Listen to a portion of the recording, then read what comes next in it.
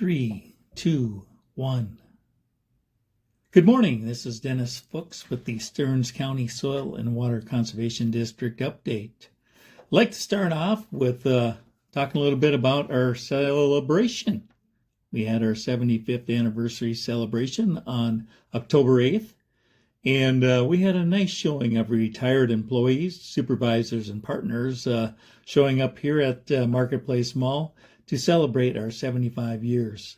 The Stearns County Soil Water Conservation District was actually established on October 28, 1949, after a petition was certified by Stearns County landowners and approved by Stearns County residents. The first SWCD in Minnesota was the Burns-Homer-Pleasant District, and that was later renamed the Winona SWCD. And that was created in 1938 in response to the Dust Bowl of the 1930s, also known as the Dirty 30s. Intensive farming during a time of drought allowed high winds to erode the landscape and carry clouds of dust from the Great Plains all the way to Washington, D.C. SWCDs were subsequently developed across the country to encourage landowners to alter their farming techniques in order to more wisely use our soil and water resources. Over the years, soil and water conservation districts expanded their focuses beyond agriculture to also provide assistance to forested, lakes, and urban areas of their communities. SWCDs have also expanded their base of clientele to include not only private landowners, but also other units of government such as counties, cities, townships, and watershed districts. And we assist these folks with programs and technical assistance for the conservation, use, and development of our soil, water, and related resources.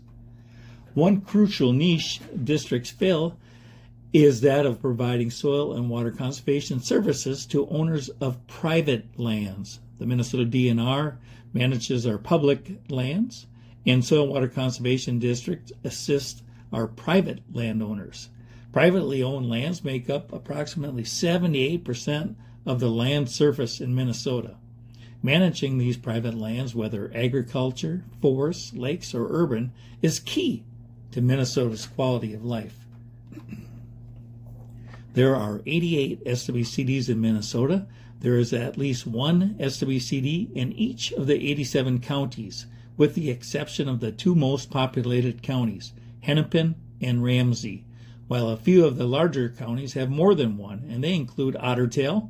There's East and West Ottertail SWCDs, Polk County, not Pope, where Glenwood is. We're talking Polk County, way up in the Red River Valley. There's a East Polk and a West Polk. And then also St. Louis County, there's a North and South St. Louis SWCD. SWCD boards set an overall policy and long-term objectives for their district and work with the SWCD staff to see that these policies and plans are implemented. They are not paid a salary, however, they do receive compensation for attending meetings and are reimbursed for travel expenses. Funding. Soil water conservation districts are funded through a variety of sources. Many of their program administration dollars and funding for landowner projects are state dollars allocated by the legislator and passed through the State Board of Water and Soil Resources. General operating funds are obtained from Bowser, counties, and fees for service and grants or partnerships with other entities.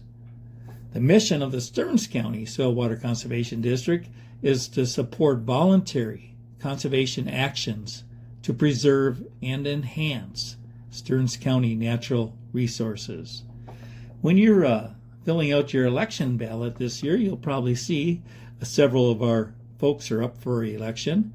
We have a board of 5 elected supervisors. The supervisors serve a 4-year term, and we alternate when these elections happen in 3 and 2-year number of people that are up for election. This year we had 3 folks up for election, and they include Arlen Lorenz for Supervisor District 2 in the Holdingford area, Ken Sheffers in District 3 in the Paynesville area, and then Matt Bruette in the Collegeville area. And you'll see those names on the ballot. The guiding principles of soil water conservation districts in Minnesota include: we know that Minnesotans take great pride in the precious natural resources our state has to offer. We believe that people inherently want to help the environment for future generations and be good stewards of the land.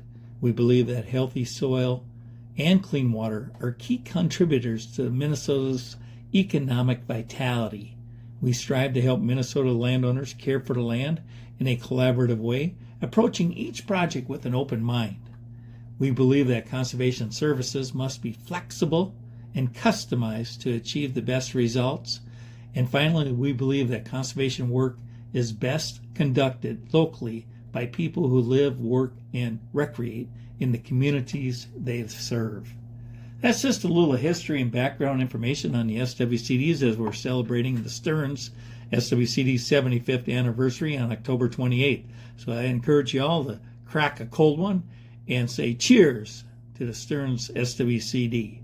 I also would like to just mention that we do have some manure and fertilizer being applied this fall. There are restrictions that the Minnesota Department of Ag reminds us.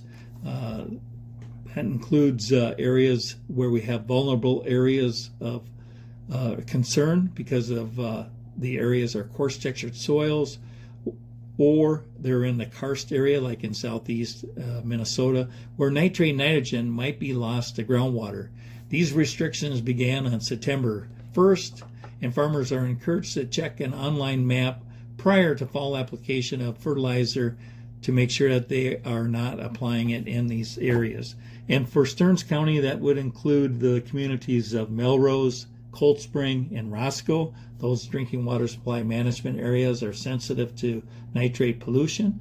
And then also coarse textured soils that include the immediate land adjacent to the Sauk River, the Bonanza Valley, and the Anoka Sand Plain along the Mississippi River.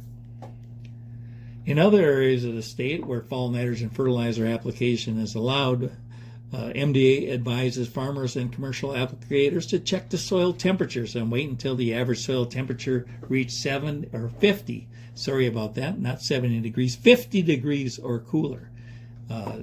There is a map online that has sensors set up, and I did check the soil temperature at Paynesville on Tuesday, October 22nd, and it was bouncing between 58 and 62 degrees.